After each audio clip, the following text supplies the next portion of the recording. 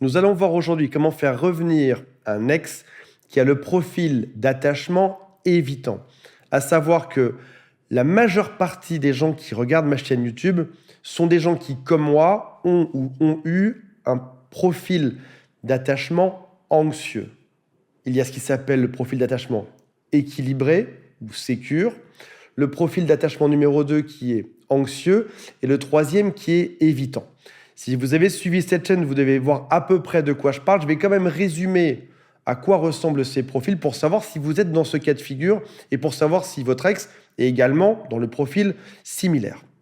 Commençons par le profil d'attachement anxieux, comme moi je l'ai été pendant la majeure partie de ma vie. C'est des gens qui ont besoin d'amour. Attention, on a tous besoin d'amour sur Terre, mais là on a plus besoin de preuves d'amour que les autres. C'est des gens qui ont besoin de beaucoup d'attention.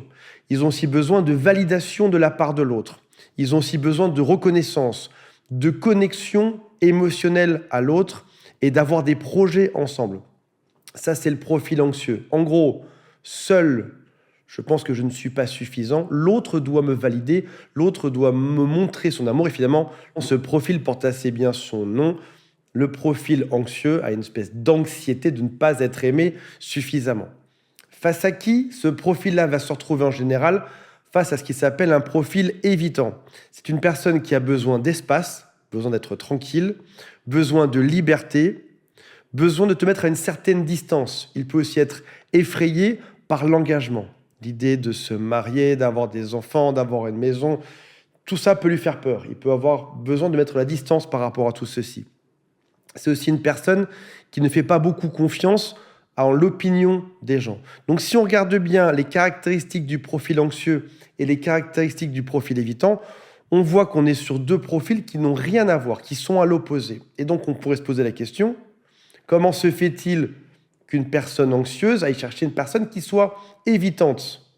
Vu qu'a priori, mieux vaut mettre les anxieux ensemble et les évitants ensemble. Il y aurait une forme de logique. Sauf que malheureusement, nous sommes attirés par les gens qui amplifient notre système d'attachement, plutôt que par une personne qui pourrait le guérir. Les évitants sont donc attirés par les anxieux et réciproquement. C'est ce qui va venir confirmer leur croyance interne.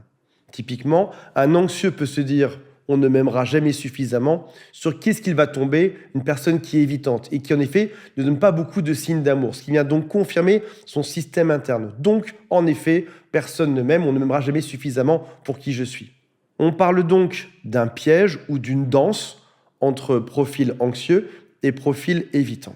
Avant d'aller plus loin et de voir ensemble comment faire pour faire revenir un ex évitant, avant de démarrer, si vous le souhaitez, abonnez-vous à cette chaîne. Il y a aussi un quiz qui s'appelle « Quelles sont les chances de récupérer mon ex ?» et toute mon équipe qui est là pour répondre à vos questions au téléphone. Le lien est juste en dessous. Dans ces couples où il y a un anxieux et un évitant, on a vu sur une danse ou sur un piège. On reste coincé là-dedans. Dans cette dynamique, il y aura de l'attirance et du rejet.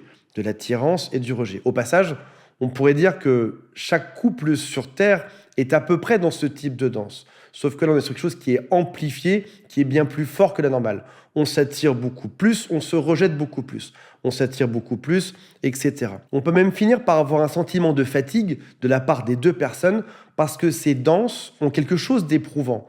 On passe son temps à s'attirer et à se rejeter. C'est ce qui peut mener à des couples on-off qui ont beaucoup de ruptures amoureuses, beaucoup plus que la normale. Au passage, il faut noter quelque chose d'important, c'est que ces deux profils sont dépendants affectifs. On a l'impression par défaut que seul le profil anxieux est dépendant, celui qui est toujours en demande, alors qu'en réalité, le profil qui est évitant est aussi dépendant affectif. L'évitant a besoin de trouver quelqu'un qui soit anxieux en face de lui. Il est donc nécessaire de comprendre à ce moment de la vidéo qu'il est important pour vous de revenir à ce qui s'appelle un attachement qui est sécure ou sécurisant ou équilibré. Pour retrouver un attachement sécurisant, il faut déjà en prendre conscience. C'est peut-être ce que vous faites déjà aujourd'hui en regardant ce type de vidéo. J'ai conscience d'avoir un attachement anxieux. Je réalise que je suis trop en demande, que j'en veux trop de l'autre, que je demande toujours d'être rassuré par l'autre. Si jamais les deux voyez cette vidéo, vous pourriez bosser ensemble. Si vous êtes le seul à regarder cette vidéo, ce qui est probablement le cas aujourd'hui, vous êtes le seul à faire votre partie du travail. Vous faites votre moitié à vous.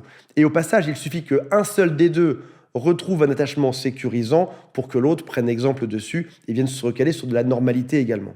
Lorsqu'on comprend qu'on est trop en demande, il est important d'enlever toute la pression sur ce couple, même si vous n'êtes plus ensemble aujourd'hui.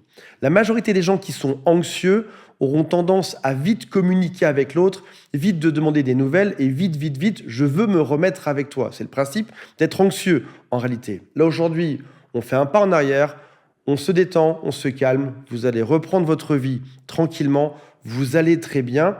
Et au passage, rappelle-toi toujours que ton ex qui est évitant ne veut pas te perdre. Ce qu'il veut juste, c'est que tu sois à une certaine distance, un peu plus loin que la normale.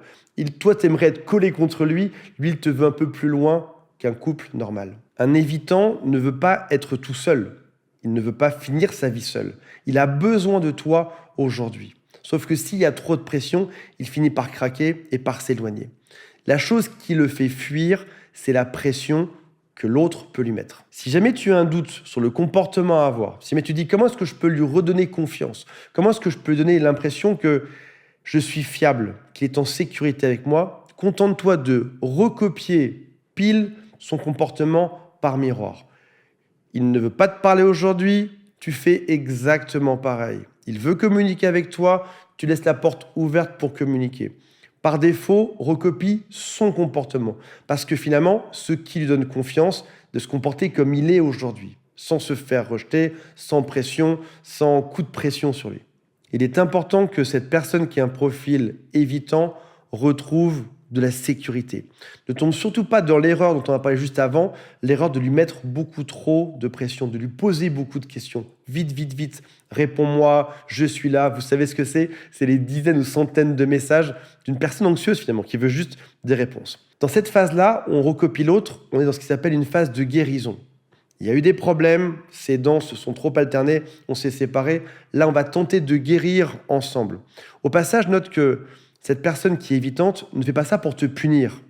C'est pas volontaire, il ne fait pas exprès de faire ça pour que tu souffres. Non. Déjà, si tu es anxieux, tu souffres tout seul déjà à la base. Et lui, s'il est évitant, il a juste besoin d'être tranquille dans son coin, de retrouver de l'espace. Si tu peux, si jamais il le souhaite, fais-le parler. Notamment, il te parlera dedans de son besoin d'espace. Il t'expliquera aussi à quelle vitesse il peut supporter qu'un couple aille. On va ensuite arriver à la fin de la phase de guérison, quand tu auras été suffisamment patient. Parfois, ça prend du temps, et j'aimerais te rappeler que tout ceci n'est pas une course, contrairement à ce que chaque anxieux aimerait. C'est pas censé aller extrêmement vite comme une Formule 1. Parfois, au passage, avec un évitant, plus ça prend de temps et mieux ce sera. La seule chose qui te presse aujourd'hui, c'est ce fameux attachement anxieux. Tu te dis que vite, tu veux avoir des réponses. Tu dois revenir à un attachement sécurisant. Tu dois revenir à un stade qui est équilibré. Je peux vivre seul, je vais survivre seul. J'ai tout mon temps pour récupérer cette personne. Je n'ai aucune urgence à le faire aujourd'hui. Et tu verras que déjà de te calmer toi, de redevenir sécurisant par rapport à toi-même, va créer chez lui, par effet miroir, la même chose et ça va s'arranger. Si jamais vous avez des questions spécifiques sur votre histoire, il y a un lien pour appeler toute mon équipe qui est juste en dessous, sous cette vidéo. Salut à tous, bye.